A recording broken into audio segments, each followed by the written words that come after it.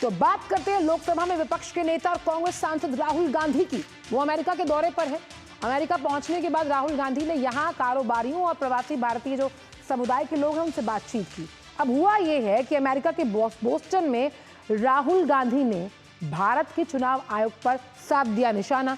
लोकसभा में विपक्ष के नेता ने यह कहा कि ये स्पष्ट है कि चुनाव आयोग से समझौता कर लिया गया, सिस्टम में कुछ तो गड़बड़ है।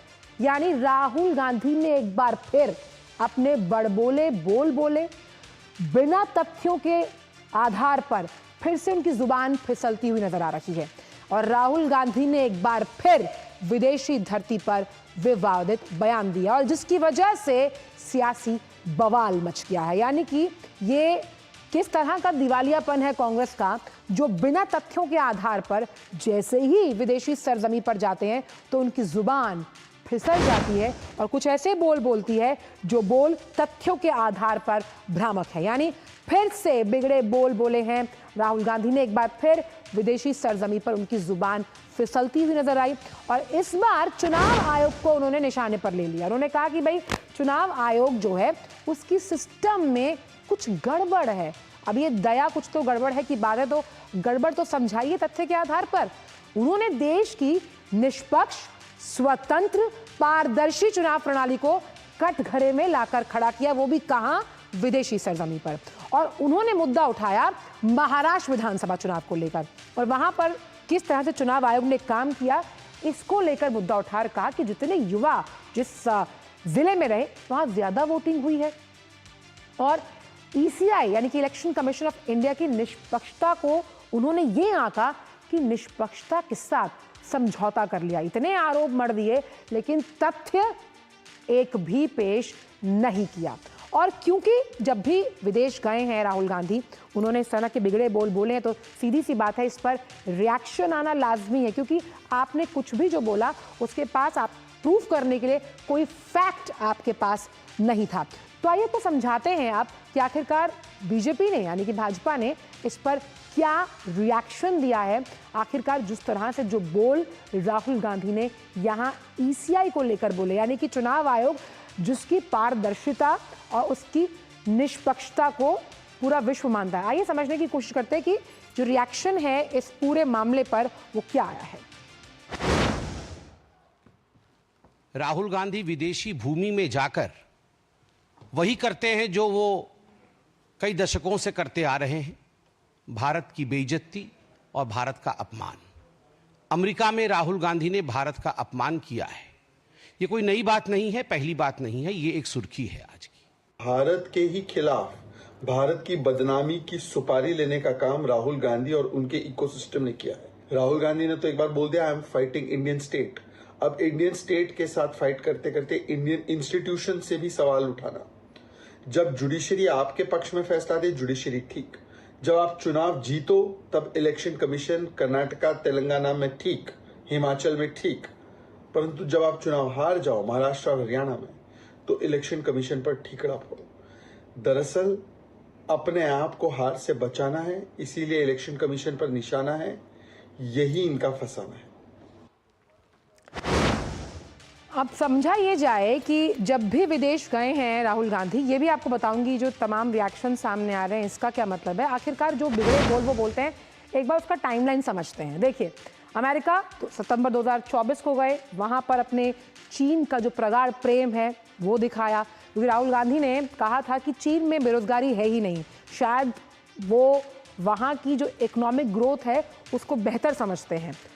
यहाँ तक कि सिखों की धार्मिक आज़ादी पर भी विवादित और विवादास्पद बयानबाजी की थी उन्होंने कहा कि सिख जो हैं उनके लिए पगड़ी पहनना भारत में चुनौती है, जिसका बहुत सिरे से खारिज किया था सिख समुदाय ने यहाँ भारत में। उन्होंने कहा था कि हमें कोई डर नहीं और हम अपने धर्म को बहुत सेकुलरली फॉलो करते हैं। अब सीधा उन्होंने चुनाव आयोग पर हमला किया, कहा कि भाई चुनाव जो है वो निष्पक्ष होते ही नहीं है और आरएसएस पर भी राहुल गांधी ने हमला बोला था। ये सब कुछ अमेरिका में जाकर विदेशी सरजमी पर कहा और आरएसएस को धर्म से जुड़ी हुई या फिर कैसे वो कुछ धर्मों को ही श्रेष्ठ मानता है, ऐसा जो बयान दिया जिसमें कोई तथ्य नहीं था। आरक्षण को भी नहीं छोड़ा, उस पर भी राहुल गांधी ने यहाँ पर बयानबाजी की। उन्होंने कहा कि भाई निष्पक्षता तब आएगी जब आरक्षण हटाया जाएगा। हालांकि ये देश के मुद्दों को किसी मल्टीलैटरल फोरम पर बोलना ये वैसे भी हस्तक्षेप है एक निजी स्वतंत्रता के लिहाज से। अब बेल्जियम का दौरा करते हैं। बेल्जियम में भी देश की साख पर बट्टा लगाते हुए नजर आए और उन्होंने कहा कि मोदी सरकार में जो भेदभाव है वो बढ़ा है और हिंसा बढ़ी है। इसका भी कोई उनके पास प्रूफ नहीं था। भारत के लोकतंत्र पर कैसे यूरोपीय संघ ने चिंता जताई है इसका जिक्र भी उन्होंने बेल्जियम में किया। और लोकतांत्रिक संस्थाओं पर हमला हो रहा है, सबसे पुराना लोकतंत्र, वहां हमला हो रहा है और लोकतंत्र को नहीं पता, इनको पता था और इन्होंने जाकर शिकायत कहाँ की? बेल्जियम में। खैर, थोड़ा सा विडंबनात्मक है ये। अमेरिका दौरा, फिर से आपको अमेरिका ले चलते हैं। ये मई 2023 की बात है, वहां की बात करते हैं। अब कैसे यहाँ भारत में मतलब लोकतंत्र जिसका उदाहरण दिया जाता है वो राहुल गांधी को हमेशा खतरे में नजर आता है। और ऐसे में कैसे अल्पसंख्यक यहाँ खतरे में हैं, दलितों पर जो हमले हो रहे हैं उसका मुद्दा वो देश में नहीं उठाते, वो विदेशी सरजमी पर उठाते हैं। ये किस तरह की सोच है जहां वो भारत जोड़ो यात्रा करते हैं लेकिन भारत की बात हमेशा विदेशों में। और अमेरिका के मंच पर मोदी सरकार को घेरा। एक अच्छे संवैधानिक पद पर जब आप बैठे हैं उसके बाद इस तरह की बयानबाजी कितनी सही है, इसी पर बात करने के लिए शैलेंद्र मिश्रा हमारे साथ इस वक्त जुड़ गए हैं। शैलेंद्र, एक बार फिर जो सुर हैं वो अपनी ताल से बिगड़ते हुए नजर आ रहे हैं राहुल गांधी के। फिर से जाकर उन्होंने विदेश में, अब उनके निशाने पर आ गया है चुनाव आयोग, जिसकी निष्पक्षता, जिसकी जवाबदेही, जिसकी पारदर्शिता जो है वो कई देशों में भारत के लिहाज से उदाहरण स्वरूप है। आचल, देखिए, राहुल गांधी एक इस बयान पर सवाल इसलिए और ज्यादा उठ रहे हैं कि आप नेता विपक्ष हैं लोकसभा के, और जब देश के अंदर ईडी की चार्जशीट सामने आई है और इसमें नेशनल हेराल्ड मामले में राहुल गांधी और सोनिया गांधी को आरोपी बनाया गया है और बीजेपी लगातार हमलावर है और कह रही है कि किस तरह से नेशनल हेराल्ड की जो हजारों करोड़ की संपत्तियां हैं उसको हड़पने का काम सोनिया गांधी और राहुल गांधी ने किया। एक यंग इंडिया कंपनी बनी, शेयर ट्रांसफर किए गए, लोन दिया गया कांग्रेस पार्टी की तरफ से और उसे फिर राइट ऑफ कर दिया गया और बाकी जो हिस्सेदार हैं उनको किनारे करके 76% की हिस्सेदारी राहुल गांधी और सोनिया गांधी को दी गई। उस पर ईडी की चार्जशीट आई है, जांच चल रही है, सुनवाई होनी है और देश भर में हमने कांग्रेस का प्रदर्शन भी देखा और आज कांग्रेस के तमाम बड़े नेता देश भर में प्रेस कॉन्फ्रेंस करके बचाव का तर्क सामने रख रहे हैं। तो इस बीच राहुल गांधी विदेश जाते हैं और वहां से भारत की संस्थाओं पर सवाल उठाते हैं।